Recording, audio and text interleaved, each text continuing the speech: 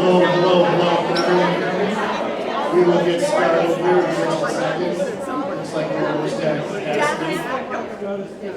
So I want to thank everyone again for coming to the 2024 Senior Luncheon. It's always a fun event that we put on annually. We always get a really nice crowd and a lot of volunteers and people that come and speak to the event as well. So my name is Rich Whalen. I'm a sergeant with the police department. Coming up on my 20th year here, and I've been in this role in community relations now the last 3 or 4 years.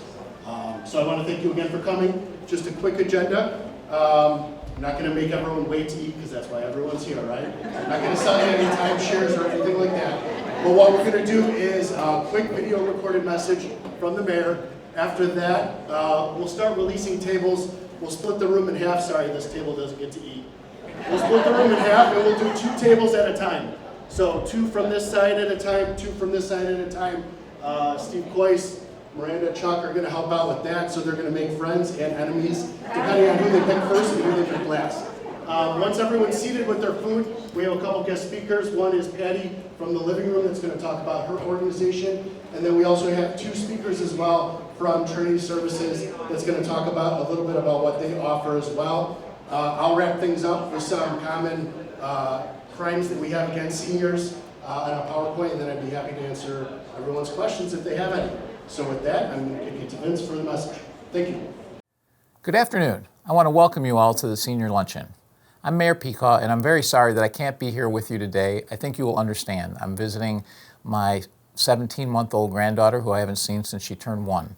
So I will be in Denver today and have been for the last few days. But I hope you enjoy today's event.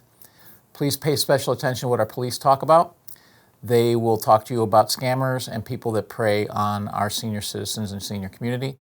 And then please don't forget, next week is Active Aging Week, so please get out there, be active, and take advantage of the programs we have either at Orland Health and Fitness or at the Sportsplex. So thank you again, and have a great luncheon, and I'm sorry that I missed you this year. All right, I want to thank everyone for their patience. I know it takes a little bit of time, but we'll get our guest speakers going. First, I will introduce Penny Johnstone from the living room. Can you hear me okay? Okay, is this better? Yeah. So I am Patty Johnstone, and I'm the director of Trinity Services Living Room Program here at Orland Park. And so I know sometimes when you hear living room, you might think, your living room, right? Which is what, we kind of are. We're offering mental health support for anybody with mental health concerns or conditions that they need potential resources for, or need, someone to talk to, but they don't need level of care in the emergency room.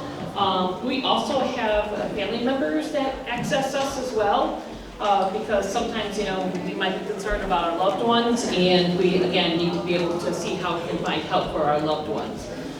So when you come to the living room, what happens is at first that there is a screening done, a mental health screening done by one of our clinicians. And then most of the time the person spends with, we call them guests that come to us. They're not patients, they're not clients, they're guests. When the guest comes to us, they spend most of the time with a certified recovery support specialist. And those are people who have personal lived recovery experience with mental health primarily, but they also can have co-occurring substance and other things as well. We're able to provide these services free because we do get funding from the state in order to be able to provide them.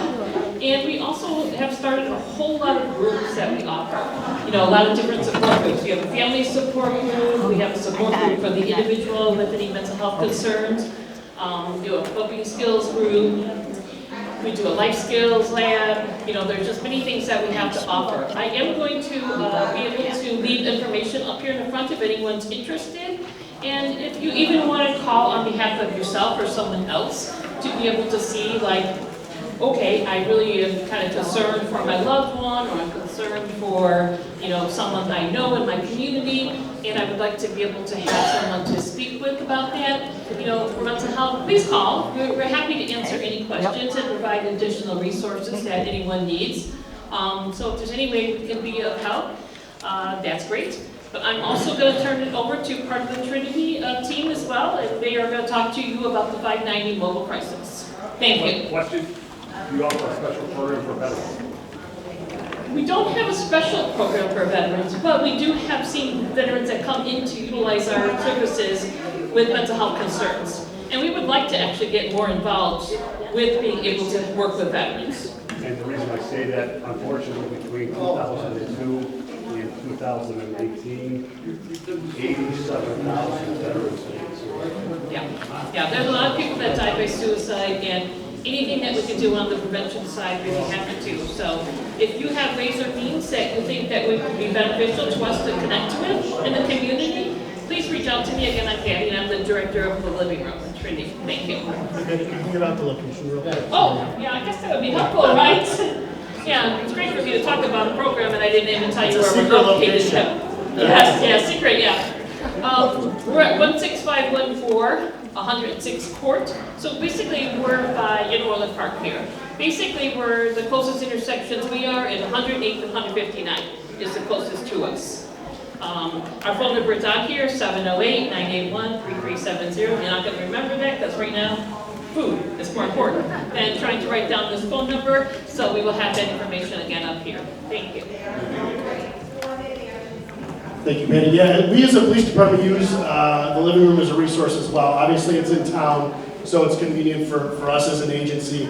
It's 24 hours, 7 days a week now, holidays and everything, right? Where it's fully staffed. There are a couple of beds as well. Yes, under the right circumstances, people can stay with us for a few days. So we've utilized that from time to time.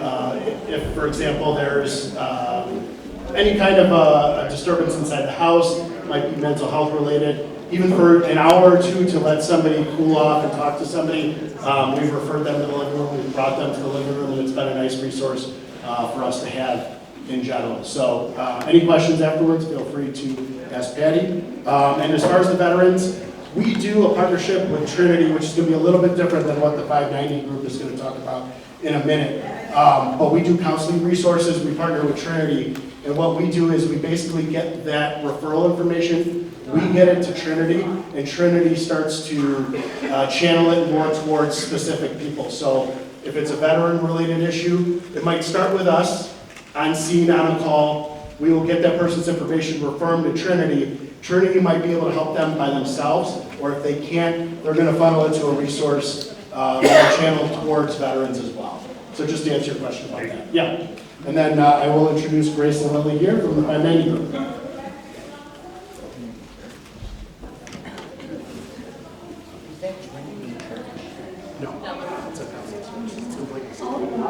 Hello everybody, my name is Lily and I'm here with my coworker Grace. We are here from Trinity Services as well, but we are a part of the 590 Mobile Crisis Response Team. So I just wanted to come out today and give you guys some information on that.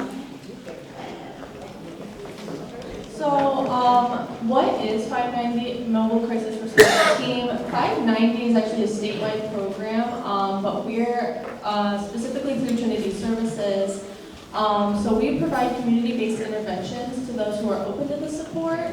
Our team consists of recovery support specialists, like what Patty was talking about, people who have lived experience and who are in recovery for a long period of time who want to help others.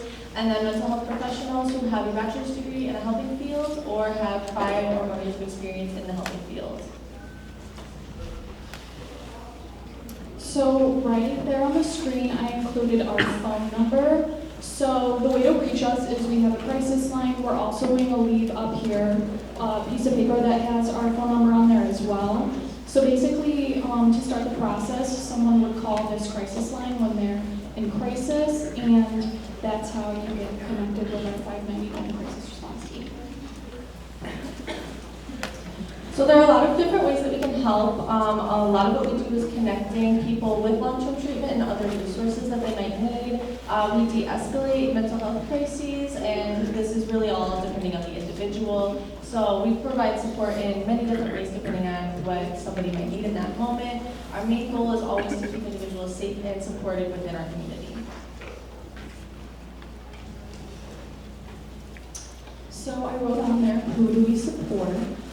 We support all of those who are open to receiving support. Our coverage for our mobile crisis response is in some of Cook County and the majority of Will County. This means that we are able to respond in person in our covered areas, which are Orland Township, Worth Township, Davis Township, and a majority of Wood County. And then I also included the exact towns in which we can mobily respond.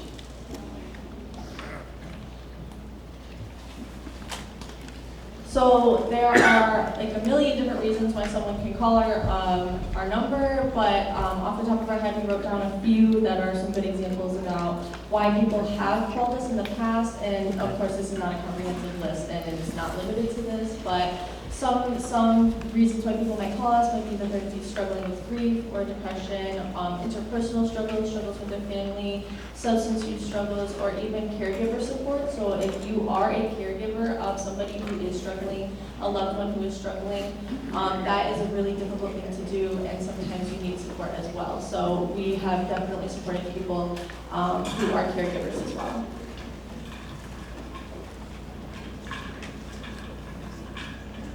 So then I also included who we work with. Sometimes we will get calls from first responders, and they will be, telling us a little bit about what's going on, that they responded to a call and they think somebody would benefit from speaking with one of us. So we work with first responders, and we work along with the living room sometimes too, and refer people over there. Sometimes, like Patty talked about, people just need a safe space to come talk to someone, and sometimes the living room is a good option. I also wanted to include that sometimes when you call the police, you can actually request that they send out mental health professionals along with themselves if you think that that's something you're interested in. And then the last organization we wanted to talk about that we work very closely with is 988. This is the National Suicide and Crisis Lifeline. So it's a very succinct, easy number to remember if you or loved ones ever in a mental health crisis. This is the national number, so it's not local, but sometimes they will refer, if you are within our jurisdiction, they will refer you to us if you call this number as well. So that's another easy way to recognize us. If you're a veteran and you call that number, you dial 988, and then press 1 if you're a veteran. Okay, that's a great, so if no one heard, if you're a veteran and you dial 988 and then press 1, that's what you can do. Right, thank you. And then I think that's all we have for you today. Thank you. Yeah, and I just wanted to put in one clarification, where the mobile crisis responses maybe have some geographic areas that they respond to. We do not. We're not bound by any geographic areas whatsoever. And people can also access us by phone or in person or by Zoom. So, a lot of times, there could be some mobility challenges for coming out to us, or in the middle of the night if something's happening. So just know that you can also respond and provide everything that we do with the living room in person or by phone or by Zoom as an option. Thank you, everyone.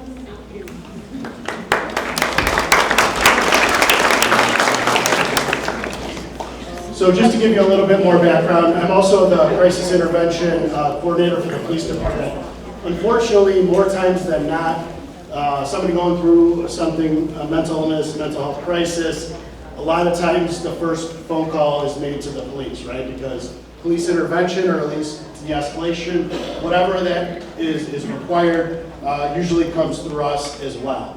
Then 988 is a way, like if it doesn't involve the police at all, you want to call by yourself, that's certainly something that will go that way. Separate from all this, but still kind of intertwined, is our relationship that we have with Trinity Services. Again, it's not the church, it's a separate group that deals with counseling. And we've had that relationship with them for close to 6 or 7 years through 2 different avenues so far.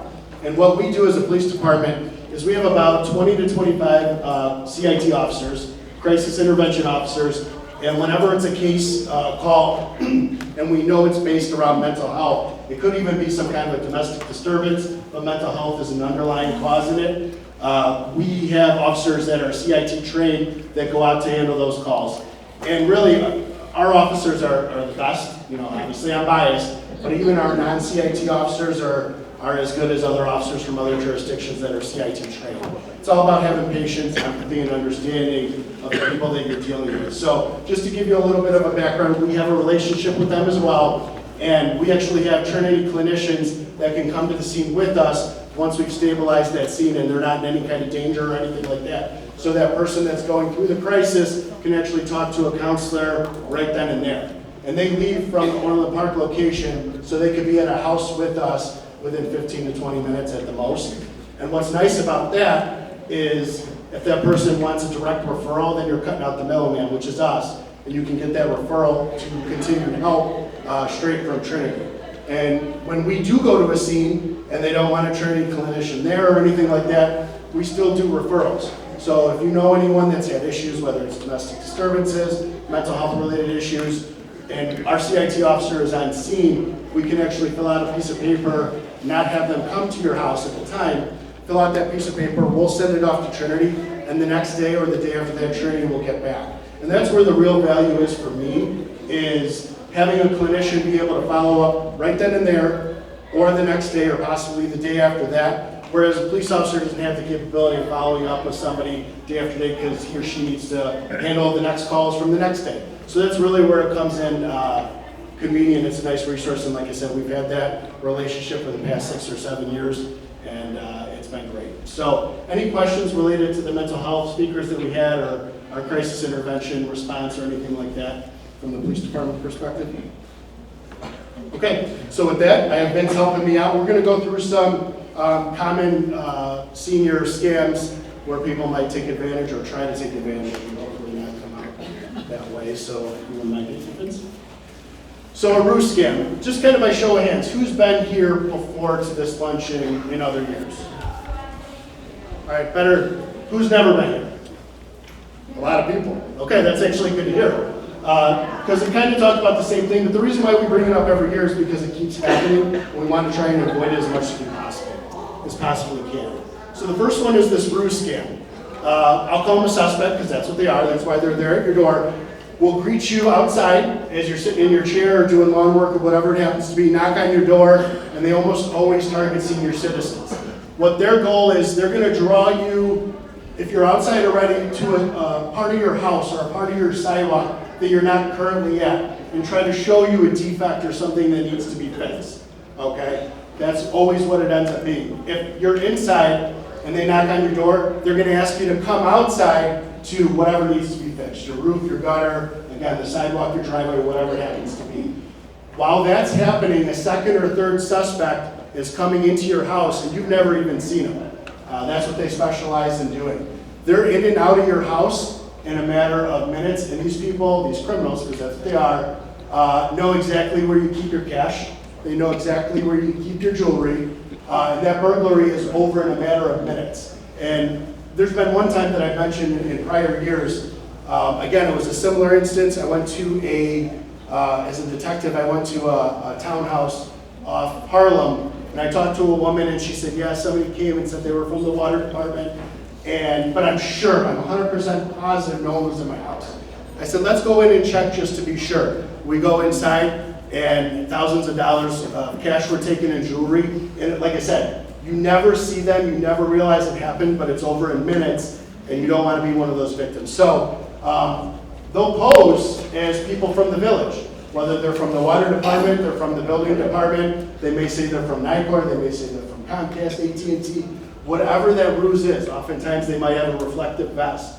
More times than not, they don't decorate their truck in a way that makes it look like it's a truck from one of those places. They just come in their regular truck, they might take the license plate off, and like I said, they're just depending on you taking them at their word on who they are. So that's typically how the ruse starts.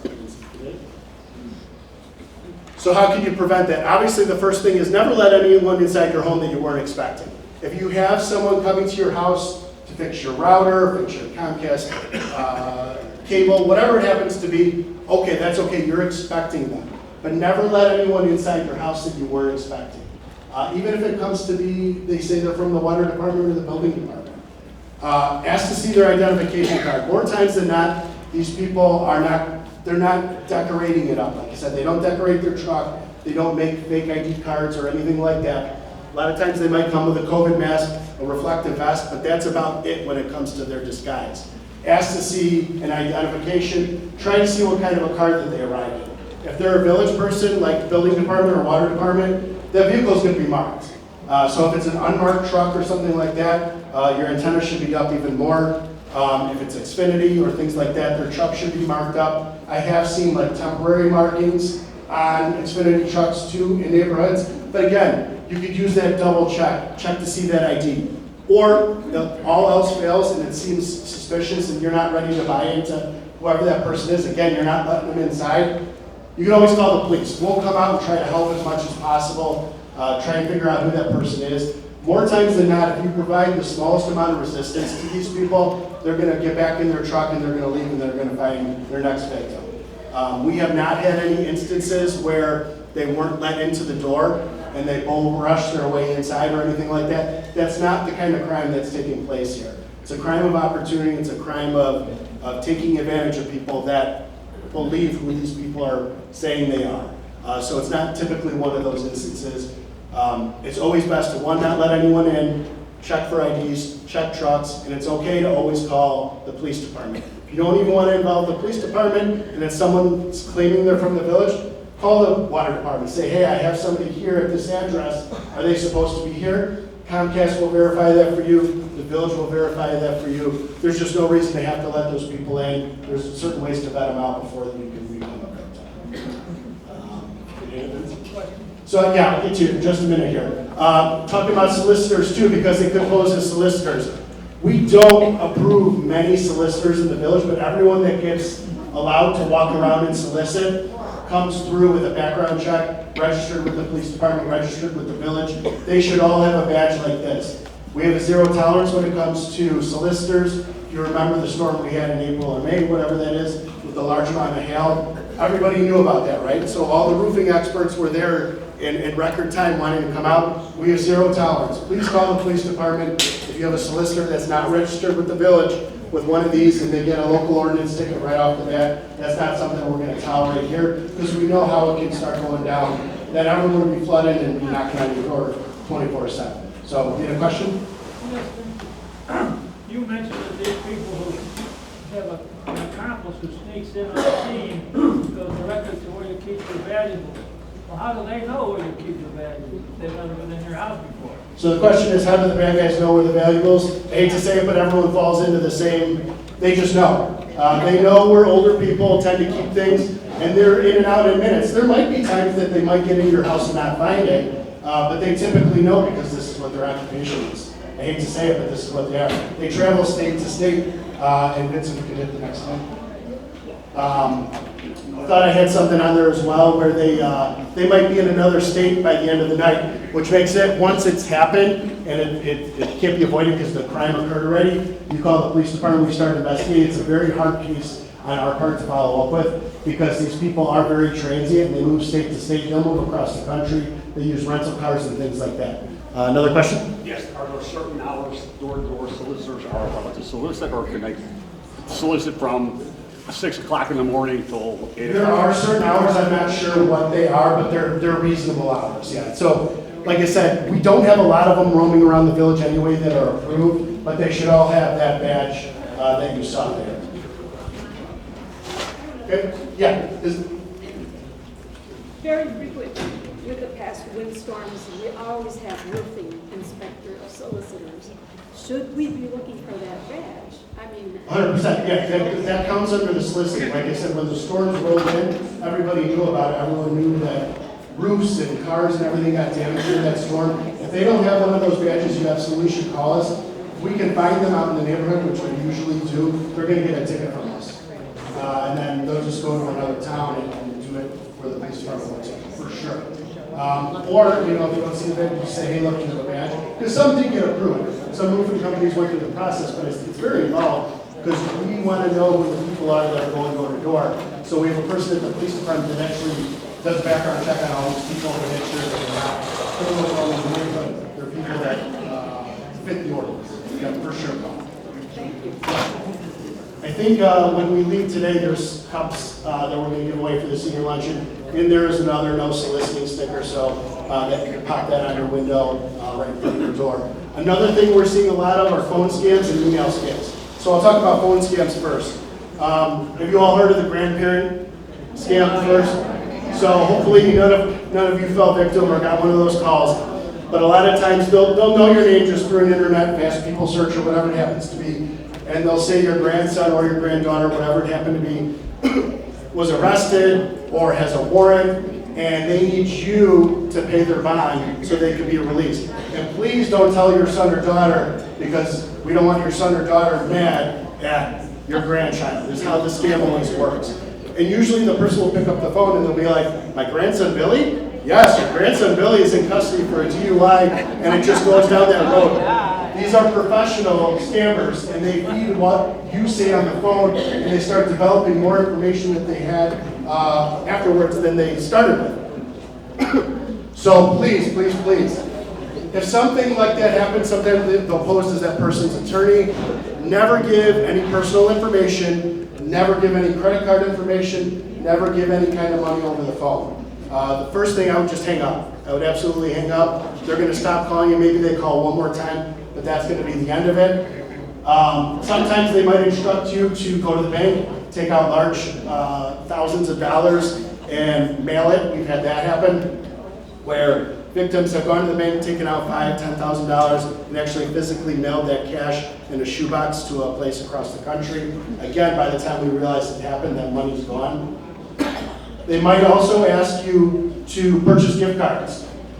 They may even pose as the police. We've had some people calling residents within the last month saying they're lieutenants from our police department and you have unpaid tickets or you have a warrant for your arrest, and the only way to clear this sum of money is to purchase gift cards and then read the numbers back over the phone is basically how the scam goes. So believe it or not, in the last couple of years, we've probably had dozens of this happening where $500, $1,000 gift cards, the victim will go to the Target or CVS, wherever it happens to be, get those gift cards, go back over the phone and read those numbers straight, and they use those gift cards immediately. That money's gone instantly, you're never going to get your money back from that. Whereas when you're a victim of an identity theft, a lot of times banks will help you out. If you go to the police and get a police report, they will compensate you if you've been scammed. Not on these, because they're going to say, well, what's our role?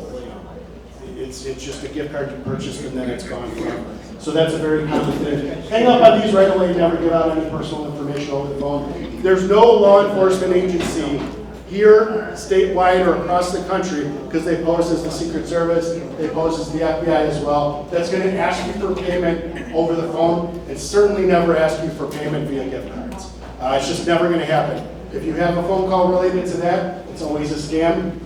If you're ever confused and you're not sure, just hang up and you can call our police department. If you didn't, excuse me, if you didn't give out any personal information over the phone, you just hang up on these people. You don't need to call the police department because they're using voice over phones, voice over internet phones. There's no way for us to track those phone calls. So if you're not out any money or anything like that, just hang up, keep hanging up. There's no reason to call us because there's nothing that we can do with just the phone call. But if you had been scammed and you're out some money, definitely give us a call and we'll get the police report rolling and see what we can do. Any questions on phone scams? They're frequent, yes sir. How do they, the same outfit uses a different number from all over the country? How do they do that? So those are VoIP services, and it happens with a lot of swatting calls. Everyone's familiar with swatting calls as well. Someone might call and say there's a shooting at Target or something like that, just to draw the police response, or to say a school or something like that. There are companies out there, throat's getting dry, there's companies out there that will sell phone numbers and it's completely untraceable because it uses the internet, and it's not like a registered phone number with AT&T, Verizon, or anything related to that. So that's what you're using for those kinds of calls. More times than not, those phone calls are coming from out of the country as well. So it's really hard for us to follow up on it investigations-wise because a lot of those companies don't cooperate with the police or don't keep that information at all. Does that answer your question? That's what they use for swatting calls and scams like this almost always. It's never the person's actual phone. Any other questions on phone scams or anything like that? Yes, ma'am. I received a phone call from Orland Police Department asking if I wanted to make a donation. I'll get to that in a minute. We were having those phone calls as well. I got one myself. It's a real person, because I didn't think it was. I kind of challenged it, unless it's some kind of AI thing where it's really advanced. But I was challenging them based on me being an Orland Park police officer. The Orland Park Police Department will never solicit for donations from you for anything. Certainly not over the phone or in person. So those are scams. Again, I would just hang up. I don't know who those come back to. We don't. Periodically, every couple of years, those pop up. Yes, ma'am. Hang up. Yeah, that's it. Just hang up and they probably won't come. I mean, since I've been here, my phone's gone off 3 times. I have 2 phone numbers that come into the same phone, so I'm getting double from the same. I just hang up or I don't answer it all. I mess with them, so a lot of times. Yes. I just don't have to. But I'd like to know how many They don't never even Right, yeah, or your birthday or anything like that, right, for sure. Yeah, that's a good way to put it. Yes, ma'am. The best thing to do is go to the site and your phone won't ring if you're not in your contact. You don't need to answer it. I get so many calls with the phone won't ring unless they're on my contact. So the advice was to set your phone to only ring when you get your contacts calling you. That works for you if that just happens to be who you get calls from. Having 3 young kids myself, there's a million different people I would get phone calls from, especially when I'm not with my kids or anything like that. So wouldn't work for me because I get too many phone calls that are outside of my contacts.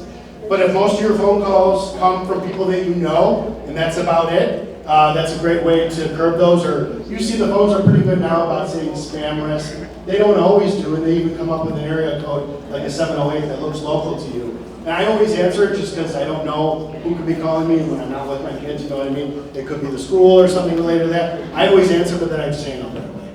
Yeah, they're annoying, but as long as you don't give any information out, they're harmless. All right, next we'll move to internet email scams. So these happen a lot too. More times than not, it'll say it's a problem with your account or a problem with your payment.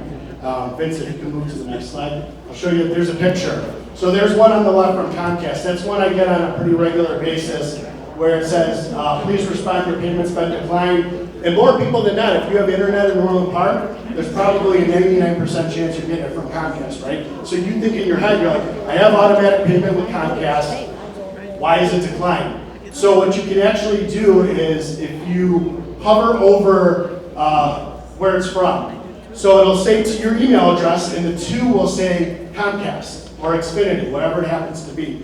If you hover your mouse, or you actually click on it because you're on your phone, you click on who that email is actually coming from, it'll show you the actual email address, and they're not going to add in Comcast.net. It's going to end in whatever email address that scammer is using, usually a Gmail one. So that's one way that you can always verify whether the email you're getting is from the company or from a scammer. Don't click on anything else inside that email. Okay, don't click on that purple button you see there. Don't click on that. Don't click on any links inside that email. But you can hover over, or you can click on that email address that it's sending you to. Then it'll show you the real address, and it's almost never going to be from Comcast. So if you kick back to the other one, Vince. So get back to what I was talking about. Like I said, they usually have a logo of a company that you have involvement in. Xfinity, AT&T, Verizon, whatever it happens to be, Bank of America, whoever you bank with, they just throw them out randomly. These emails usually come from out of the country. So it's usually typed by or spoken by, if it's over the phone, people that don't have English as their first language. And you can tell. The email's going to be poorly worded, grammar's going to be wrong, it's going to be missing punctuation. They might have that Xfinity logo in the middle, but you're like, who the hell would write like this? Don't they have some kind of edit or spot checker? The answer is no, because it's a scam, right? So that's another way that you can tell. Really bad spelling, really bad grammar. Like I said, hover your mouse if you're using your computer over that email address, or if you're looking on your phone, you can actually click that email address. That's fine, that's not going to do anything. Just don't click any links at the back of the email, and you'll be good to go. Like I said at the last bullet point there, if you're not sure, because those other things didn't work, don't call the number that's on the email. If you have Chase Bank, and it says it's from Chase Bank, delete that email. You have an account with Chase, go to Chase's actual website, pick up the phone, talk to them that way. That way you know for sure you're dealing with someone from the bank and not a scammer. Any questions on internet scams and anything related to that? Yes, ma'am. So this isn't a question, but I work for a big company and they would test us for these phishing attempts. And one thing we learned, some of us the hard way, is that when you go and hover on the email address, be really careful that you're looking at every letter. Because some of those smart scammers, they'll make it look like, they'll say C-O-M or it'll be C-0-M, so it'll look like it's Comcast, but it's not. And somehow or other, they can be so tricky, even when we thought we were, being really careful, because we would get sanctioned if we had too many errors in these so-called tests that they would give us. Random tests, we didn't know they were tests. We would just get these emails, and anyway, so we learned the hard way that looking at that email address, look really carefully. Get your reading glasses if you need to, whatever, but. Yeah, it can be as simple as using a V instead of a U. Yeah, if the company's name or letters that look, or an ad of an X here or a C instead of an S. Stuff like that happens all the time, like you said. The safe way to do it is to never respond directly to the email, right? If you have that service or you have that bank, whatever that happens to be, X out, close out of that email, mark it as junk or whatever you want to do so you don't get it the next time, and then call that bank or call that service straight from their website. It's good advice. Yes, ma'am.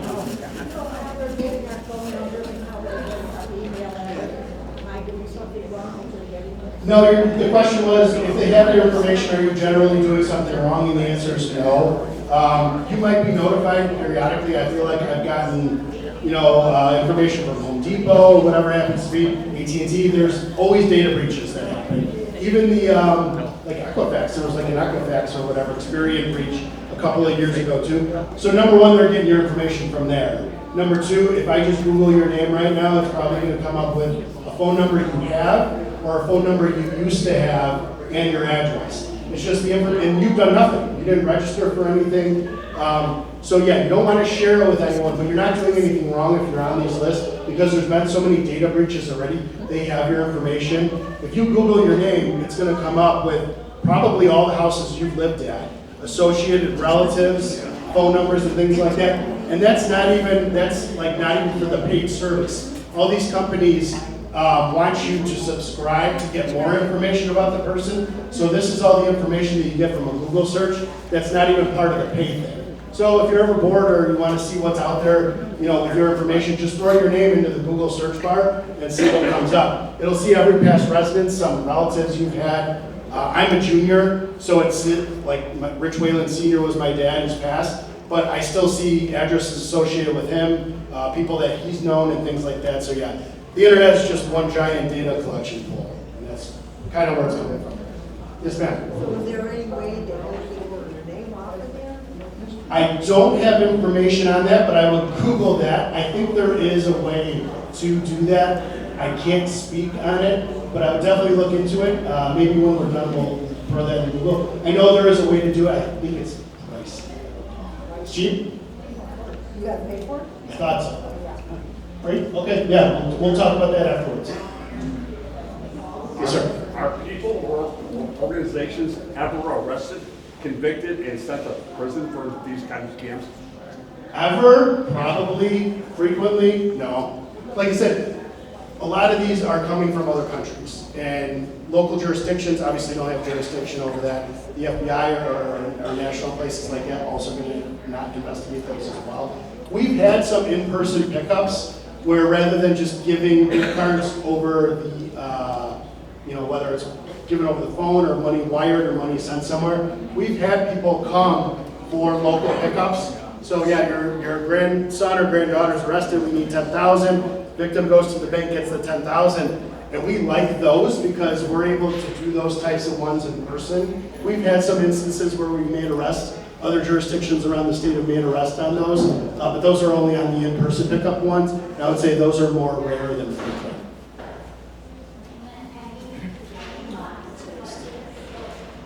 Person wallet thefts is a big problem. Just within the last month, we've had a lot of instances of this. Trader Joe's got hit with 4 or 5 in just a couple of days. Whole Foods, Mariano's, Jewel, all these different grocery stores are like a breeding ground for thieves that are stealing purses and wallets. The number one thing I would always say is when you're shopping in a store, you're by yourself or you're with somebody, always have your purse attached to your shoulder. Never leave it in your cart, because it might be as simple as you're looking at items on the shelf here. Your cart is maybe where my friend over here is. You're within sight of it, but you're reading the label on here, seeing if this has gluten or whatever, and before you even know it, someone snatched your purse right out of your wallet. I would keep your purse or your wallet in your pocket or around your shoulder at all times, just to avoid that, because you never know when it's going to happen to you.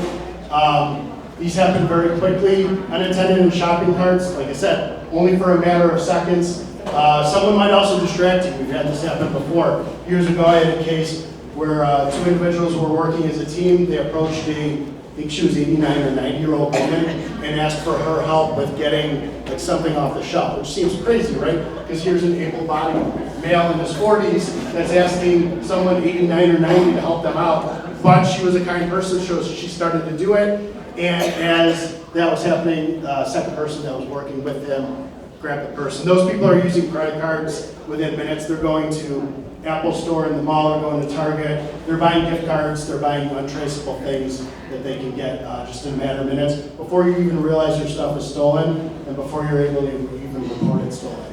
The good news is this has been happening for 10 to 15 years now, if not longer. So the banks are pretty good about getting a police report, and it may be a tough process because they want to give the money back, but more times than not, most of the banks and credit card companies are pretty good about refunding their victims in cases like this, as long as you get a police report. Like I said, there are also transient suspects. This is their job. They move from Orland Park, then they'll be in Orland tomorrow. They might be in Florida by Thursday doing the same thing. And they just travel. That's why they're very hard to identify and very hard to catch up with. So the best thing you can do is always leave if you have a wallet in your pants pocket. We don't have that many actual pickpockets like you might see in the movies where someone bumps into you and pulls something out like Ocean's 11 before you even go yet. We don't have that happen very often. More times than not, it's locked unattended in a shopping cart, and you might only be a couple of feet away from your shopping cart. So we have had a lot of these happen in the month of September and the month of October. So just really be cognizant of where your property is and try to keep it close to you or around you. Yes, sir. If the victim is a senior citizen and the perpetrator is brought to court, can the judge impose an additional fine or sentence if the victim is a senior citizen? So the question was, if the victim's a senior citizen, could something be done more harshly? And the answer is yes, it can. It makes it an aggravated crime based on the person's age. So it brings it to an upper class felony from where it would start if it had done it to me. So yeah, to answer your question, it's a higher rated class felony if it's done to a victim, who might be special needs, or that qualifies as a senior citizen. That is true. And we do make a lot of successful arrests on these cases because what we do is, okay, so someone grabbed your wallet because you weren't paying attention to it for 5 minutes. You call the police come out, do a police report. Our detectives, which I help oversee in our division, will go out there, get security camera footage. We don't know who that person is. Their name tag doesn't say Bob or Bill or anything like that. But what we do is we communicate with other detectives and other agencies. We put that picture out of that suspect or suspects, say, look, we had this happen at Trader Joe's. Does anyone know who this person is? And then from there, more likely than not, these people have been arrested before. So another police agency is going to know who they are. And then it's about us building up a case. In that particular case, we would come back to you with a photograph of that suspect and then 5 other people that look like that suspect and ask you to pick them out of a photo lineup. That helps establish our probable cause for arrest. If that victim cannot pick them out, it's possible we can't make an arrest on it unless we get some additional information. But more times than not, we rely on those victims to be able to pick that person out of a photo lineup. And in that case that I talked about before with the 90-year-old, she was one of the sharpest older people I've ever talked to. She knew who that person was right away in that photo lineup. So it was a great case. Believe it or not, even in the state of Cook County, and that I think that guy got set away for a year or two. So that was pretty good. Any other questions about purse wallet thefts? Yes, sir. Nowadays, with all these credit cards with the chip, tap chip, They can just walk by you with a scanner and scan the chip. You got all the information. What you should do is get a credit card wallet. Yeah, so the question was about like a scanner that someone could come up behind you and do, I think it's like the RFI or RFI blocking. We don't get a lot of that either. It's out there, it exists. But yeah, in theory, somebody could come up to you, scan. We don't see a lot of that. More times than not, they don't need the technology because they're going to go to any store. Like I said, this has been a problem for a while. And just within one day of one day shift, which is 7 to 3, we have 4 or 5 out of Trader Joe's in the same day. So they don't need to use that kind of technology more times than not because there's enough victims out there that have their items exposed. All right, next slide. So there's 3 programs that we started, some a little bit longer than others, some more recently. FUSIS, which is a program that we are utilizing with businesses in the schools. And what that is the schools, for example, or the mall businesses share their security camera footage with us. In terms of a critical incident, we can get footage right away from our police cars or our computers at the station about what exactly is happening. But on your end, where that comes to play is if you have security camera footage, cameras at your house, you can register with our police department. You're not giving us access to your security cameras. We're not asking for that. But what we are collecting your information, your name, your address, phone number, and email address, so that, say, for example, you register with us and we have a burglary on your block. Step number 1 for a detective on a case burglary investigation is going to start knocking on doors and asking people, did you see anything that day? Did you see anything that night? No. Do you have security cameras? Can I see them? So obviously with seniors too, you might go on vacation or you might be a snowbird. So for example, if you have to go to Florida for 6 months during the winter time and there's a burglary on your block, if you've registered your information with our FUSIS directory, I guess for lack of a better term, an officer can email you or a detective can call you, say, hey, look, we knocked on your door, your neighbor right next door was victimized of a burglary, we'd like to know if there's any security camera footage. You can actually send that detective footage from wherever you're at to him or her here at the police department. And then that way, you know, if you're gone for a week or 2, or like I said, 3, 4, 5, 6 months, that's a way for us to be able to get into contact with you. The next one is the Occupant with Autism program, and we started that last year. And that program consists of basically an in-house database that we can use. So if there's ever an incident that we have to go to somebody's house for domestic disturbance or whatever it happens to be, we have the information ahead of time that says, hey, look, Rich is my son, he lives with us, he's 8 years old, he's autistic, he doesn't like loud noises, or whatever it happens to be that's specific to what's going inside that home. Any amount of information the police can gather before they get to a residence to try and deal with whatever's going on is a good thing. We also offer stickers that you could put on your window if you wanted to, or your vehicle. A lot of times that's important too. People ask for the vehicle sticker, that might be something that they put on the window. It's not for everyone, I get it, because you might not want to broadcast everything to everyone that's out there. But if you're ever, you're frequently traveling with somebody with autism and an officer comes up and sees that sticker, he or she might start to understand more about what's happening before that person gets a chance to try and explain it to the officer. So it's really just about information that we have, and we've been giving out a lot of those stickers. The stickers are free. The information, some people don't want the stickers, but they just want the police department to know, hey, if you ever have to come to my house, I might have 1 autistic child or 2 autistic child. This is what might set them off, or this is what they like. It's really just information about that, and we keep that to ourselves, and it's just for our officers responding to those houses. The last one is Code Red, and it's actually kind of important. Just kind of by show of hands, how many people in here are registered with the Code Red system? Okay, not many. So what we have here is, for example, there was that water issue that happened with the low pressure a month or 2 back. Does everyone recall that? We put out a message via Code Red, just informing everyone what it was and trying to explain what it's going to be and what to expect in the coming hours. We might put that out for a missing person. Missing elderly dementia patient wandered away from this address. Last seen wearing this and this. If you see this person, please call the police department right away. We've done messages related to the Code Red for that. It also does severe thunderstorm warnings and tornado warnings. So if you're interested in that, it's basically just announcements from the village and the police department. They don't happen a lot. Every once in a while, I'm the one on the other end of the voice. But it's a good way to get our information out to the people. We do it every May when we do our neighborhood meetings. I host 4 neighborhood meetings at the police department, usually in May, and it's every other Tuesday, Thursday. But our town's divided up into 8 different beats, so depending on where you live in a beat.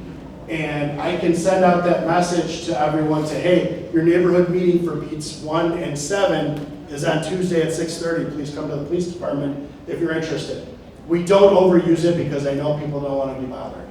That's about the only regular one that we put out that isn't an active incident that's happening. But it could also be like a shelter in place. Say, for instance, we had, an armed robbery suspect or a carjacking or something like that. We wouldn't use it a lot, but it's possible we might put that out to be people in that area. Please be on the lookout for this.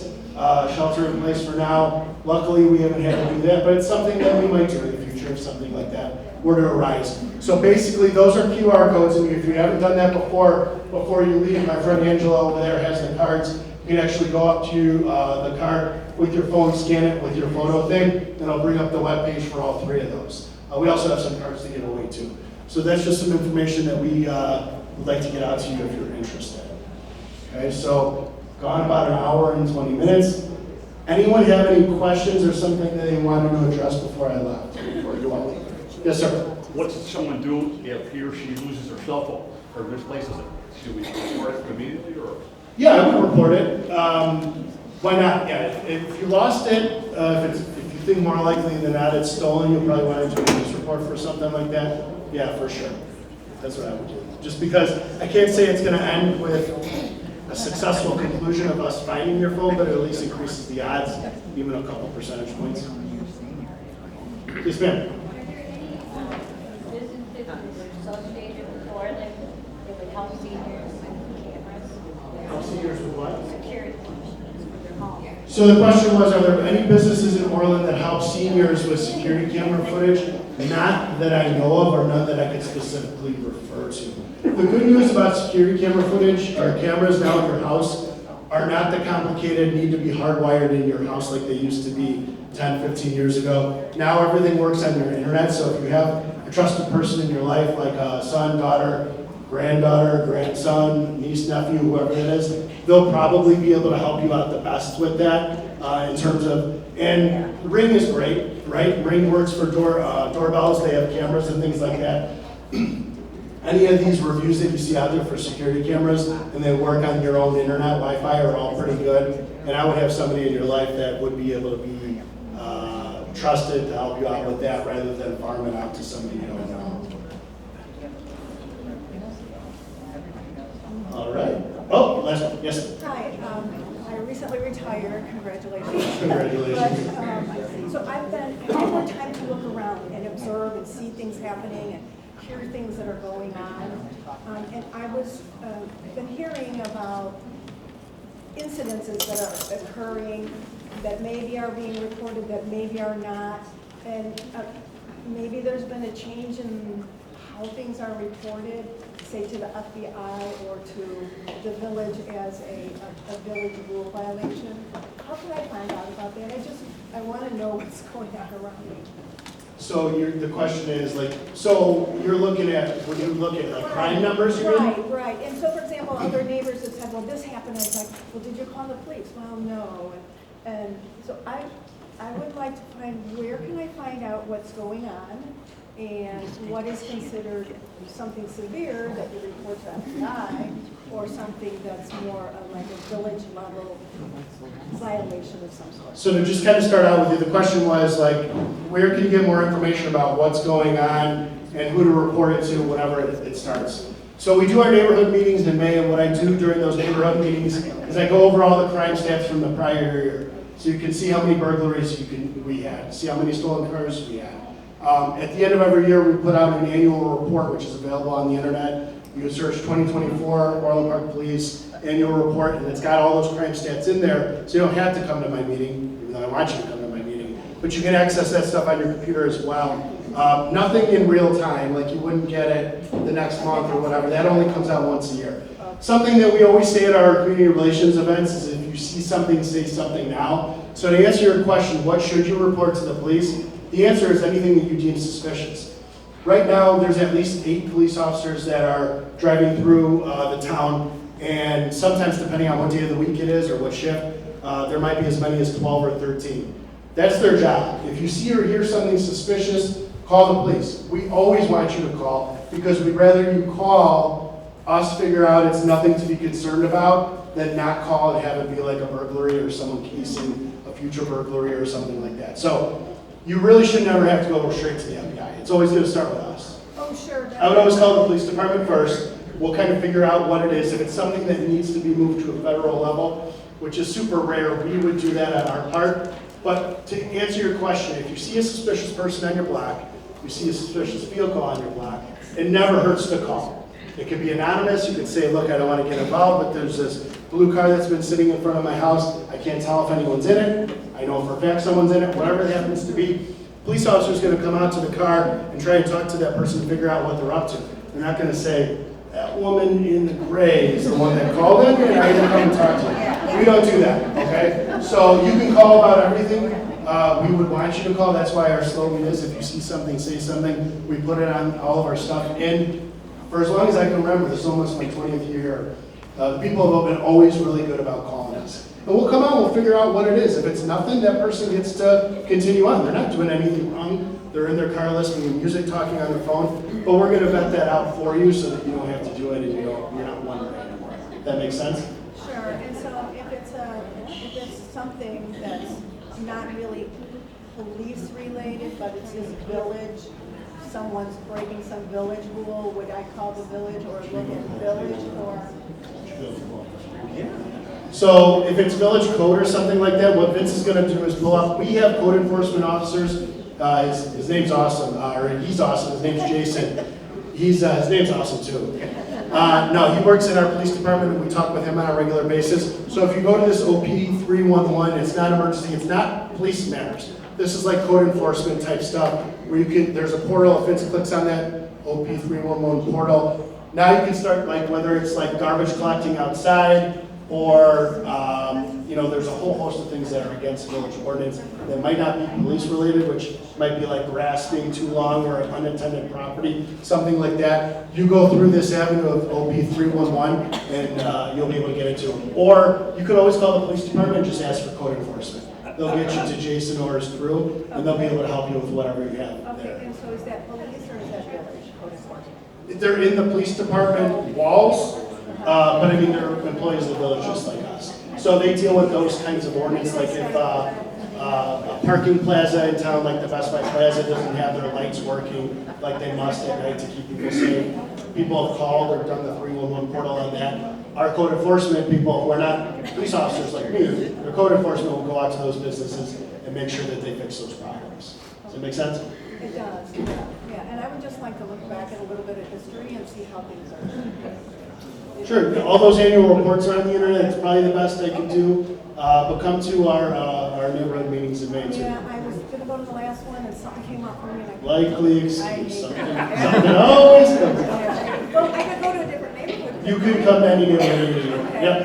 Yep. So, Yes, sir. There are apps that you can download apparently that will tell you what is going on in your immediate area, but I think they're kind of. I also wouldn't trust that, just to be honest with you. They really scare you. Yeah, I'm not. Yeah, anything that you see that's out there, if it's not like we have to report our major crimes to the FBI and they do their reporting on that. I wouldn't trust anything like that just because you're probably not going to get the best information.